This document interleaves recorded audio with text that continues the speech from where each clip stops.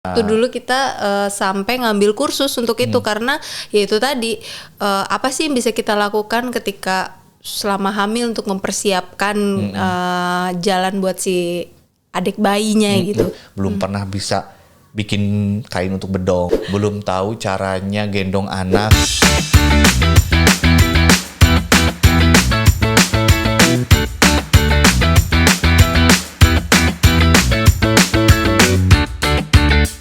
Kembali bersama kami di Ruang Keluarga, ruang kami yang nggak besar tapi insya Allah hangat dan mudah-mudahan memberi manfaat. Amin. Amin, ya Allah, amin. Nah sekarang memang kalau kita lihat ya, kamu juga kalau lihat di jalanan udah mulai rame ya. Iya. Kayaknya bahkan orang tuh udah mulai buka masker di mana-mana, jadi kayak seolah-olah pandemi itu udah nggak ada. Memang sudah menurun drastis ya, Betul. tapi pandemi atau COVID-19 itu masih ada. Masih. Kita juga mau sharing bagaimana waktu itu pengalaman kita hamil di saat awal-awal pandemi. Horor. Jadi gini, ceritanya seperti yang kita ceritain sebelum-sebelumnya bahwa sebetulnya kita merencanakan setelah setahun menikah kita mau punya anak. Iya. Dilalahnya gitu ya, waktu itu pernah, kan kita sibuk banget ya. Kayak gua baru mau keluar kota jam 3 pagi. Jadi mau siaran subuh dulu, abis itu baru keluar kota. Dia baru pulang dari Dubai, transit dari Dubai ya, dari Uni Emirat Arab waktu itu lupa. Jam sekitar 3 pagi juga papasan di ruang tamu. Gitu dia bawa koper, gua bawa koper. Terus kita bilang gini, "Duh, kok kita gini amat ya, kita gimana punya anak?" Iya, Nggak benar. taunya Maret itu 2020 dinyatakan ada kondisi Iya. COVID pertama di Depok, habis itu ada PSBB. PSBB. Nah, PSBB itulah kawan-kawan. Kita nggak bisa kemana-mana. Iya kan? Produktif lah ceritanya.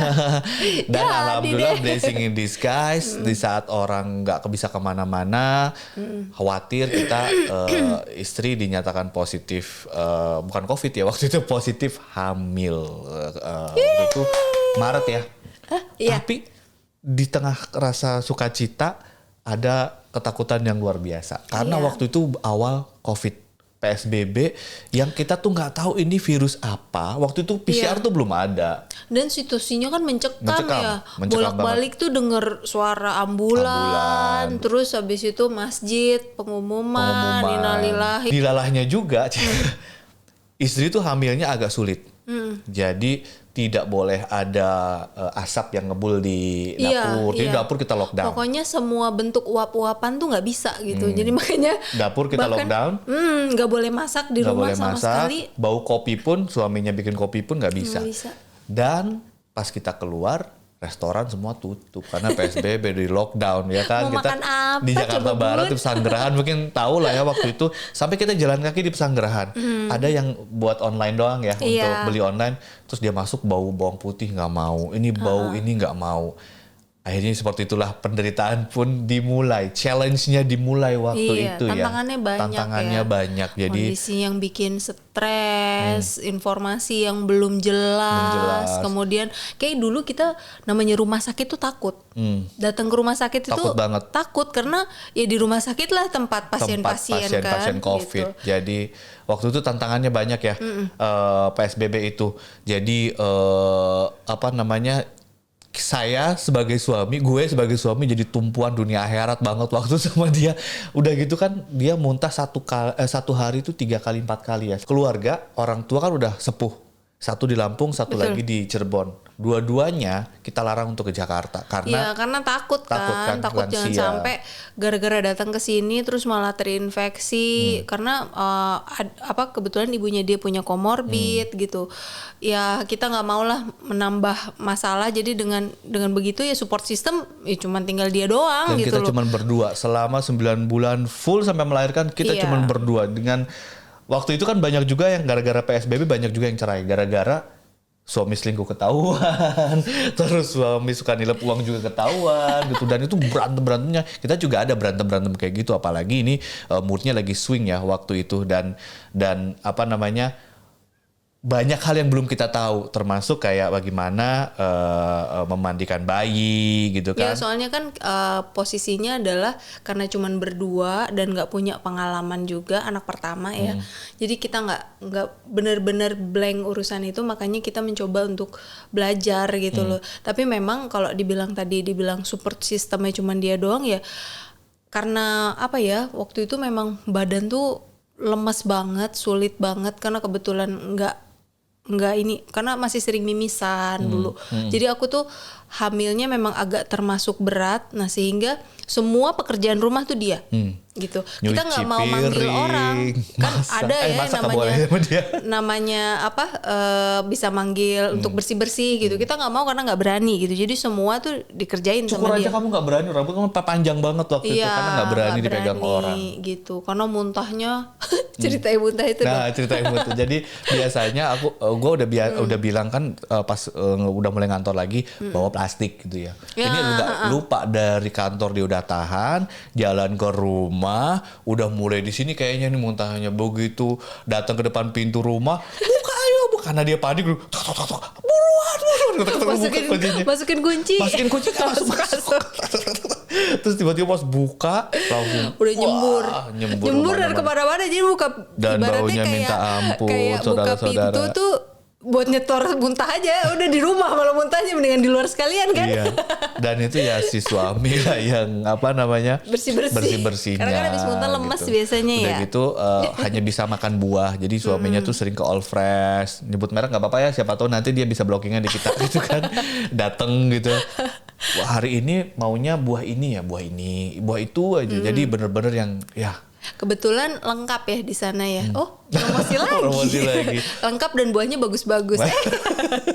Jadi intinya itulah, pokoknya tumpuannya bener-bener di suami. Jadi disitulah ternyata banyak belajar juga. Jadi bener-bener di situasi yang paling sulit udah pernah kita lalui ya. Waktu hamil itu sampai hanya melahirkan juga di saat pandemi, membesarkan anak juga di saat pandemi. Waktu itu kita juga nggak berani yang namanya gaul sama teman. Ketemu orang tuh nggak berani. Mohon maaf teman-teman kalau kayaknya sampai sekarang juga kita masih membatasi ya. Masih membatasi, pilih-pilih lah. Jadi kita nggak bisa ikut nongkrong-nongkrong banyak-banyak gitu, nggak bisa. Gitu itu alasannya adalah ada yang memang kita sedang perjuangkan, ada yang memang sedang kita lindungi, yaitu bayi. Iya betul. Gitu. Karena kalau kita dia kena, bayangin.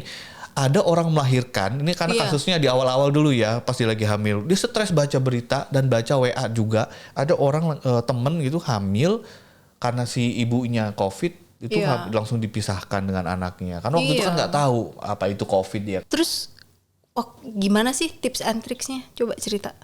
Ya apa ya, tetap tenang sih. Tetap tenang dan tetap saintifik. Jangan terlalu mengumbar emosi. Jadi jangan terlalu mengumbar perasaan. Jangan terlalu mengumbar ketakutan. Memang waktu itu juga benar-benar merasakan jangan-jangan ini kiamat gitu kan. Ya itu tadi, ternyata ada kursusnya nih gitu kan. Belum pernah bisa bikin kain untuk bedong, belum tahu caranya mandiin anak, belum tahu caranya gendong anak, belum tahu caranya melepas pusar, belum tahu caranya suami support istri supaya ASINYA keluar. Nah, waktu dulu kita sampai ngambil kursus untuk itu karena ya itu tadi apa sih yang bisa kita lakukan ketika selama hamil untuk mempersiapkan jalan buat si adik bayinya gitu. Waktu itu kita ke 7 bulan studio. Nah, promosi lagi kan nggak apa-apa. Tapi memang mungkin teman-teman mungkin kalau ada yang belum ada info soal di mana sih bisa kursus soal itu, ya kita mau rekomen salah satunya 7 bulan studio gitu. Kita ada videonya juga mungkin bisa disaksikan nih gimana saya atau gue waktu itu belajar memandikan anak. Bener-bener yang nol besar ya, waktu itu Mbak Tia juga namanya ya instrukturnya. Kita sampai private kan, ngambil kelas private waktu kelas itu. Private bukan karena kita banyak duit guys, tapi karena takut kena virus. Waktu itu hamilnya lagi gede-gedenya. Terus gue bilang ke Mbak Tia, saya itu belum pernah ngelihat newborn sama sekali. Oh ya udah akhirnya dijelasin gimana caranya ASI, gimana caranya memandikan bayi. Wah, luar biasa. Dan itu. di situ kita baru tahu bahwa ternyata nih teman-teman, banyak orang yang berpikir bahwa pada saat itu kita juga berpikir setelah melahirkan tuh udah gitu loh. Goal besarnya tuh melahirkan. Ternyata enggak.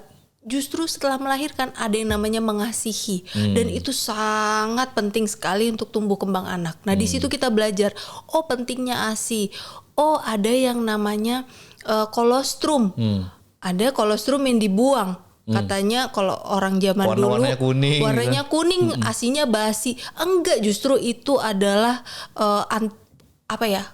komponen ASI yang paling bagus yang harus diberikan ke anak. Itu gitu. udah untuk meningkatkan daya tahan tubuh. Informasi itu ada baiknya memang kita harus belajar dari awal ketika kita hamil tuh kita udah mempersiapkan diri untuk itu semua. Karena memang lagi-lagi di situ memang kenapa kita bilang 7 bulan studio bagus, karena dia itu pakem-pakemnya itu bagus gitu. Kalau memang bisa melahirkan secara normal, melahirkan secara normal.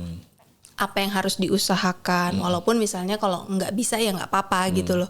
Terus kemudian bahwa ASI itu sangat penting, namanya 6 bulan ASI eksklusif itu sangat-sangat harus diupayakan. Bukan dianjurkan ya, tapi wajib ya. Wajib harusnya oleh si ibu dan si bapak gitu loh. Jadi hal-hal kayak gitu tuh penting banget sih. Jadi di kondisi yang seberat apapun, support sistemnya adalah si suami dan istri tentunya ya. Tapi kalau dalam kondisi kami kemarin, karena secara emosional, secara hormon yang kemudian sangat rapuh adalah istri, ya mau nggak mau si bapak atau si suami, which is gua waktu itu harus benar-benar kuat, harus benar-benar sabar, harus benar-benar jangan terpancing emosi. Wah banyak hal deh pokoknya yang harus dan ternyata setelah itu semua lewat, gua jadi berubah jadi orang yang berbeda lah, alhamdulillah gitu ya, jauh lebih sabar, menjadi pribadi yang lebih baik. Karena waktu dulu kita tuh bahkan ya kan memang namanya ibu hamil nggak boleh lepas olahraga ya, harus tetap berolahraga, tapi takut gitu untuk ikut kelas yoga, hamil bareng-bareng, akhirnya ya balik lagi olahraga bareng dia. Ya, bahkan dia naik turun tangga gitu ya, supaya pokoknya ayo suaminya sambil ngerekord pakai video gitu kan, ayo dia sampai naik sampai aduh pokoknya banyak.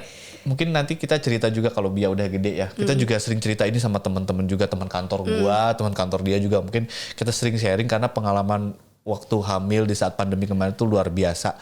Dan buat kalian nih teman-teman yang juga mengalami hal yang sama, hamil dan melahirkan di saat pandemi dan sukses gitu ya, menjaga kesehatan bayinya, kualitas ASINya, terus kualitas sukses menjaga kesehatan bayinya, kalian luar biasa. Hebat. Dan semoga di masa-masa sulit seperti ini kita menjadi keluarga yang tangguh. Betul. Menghasilkan keturunan yang juga tangguh karena tantangan ke depan semakin banyak. Iya banget. Pandemi semakin banyak, penyakit virus semakin banyak. Ada lagi tuh ada gagal ginjal yang gara-gara obat segala macam. Iya. Jadi memang kayaknya ke depan tuh tantangan khususnya sisi kesehatan ya, kita kayaknya udah nggak bisa kayak dulu lagi gitu, tidak bisa seindah dulu lagi sekarang. Virus banyak berkembang, terus polusi. Tapi alhamdulillah kita sudah melewati yang terburuk gitu ya. Mudah-mudahan gak ada lagi yang terburuk dari itu. Mudah-mudahan ke depan kita menjadi keluarga yang lebih kuat, itu aja ya. Tetap bersama kita, subscribe channel kita, share, dan juga jangan lupa likes. Bye. Bye-bye.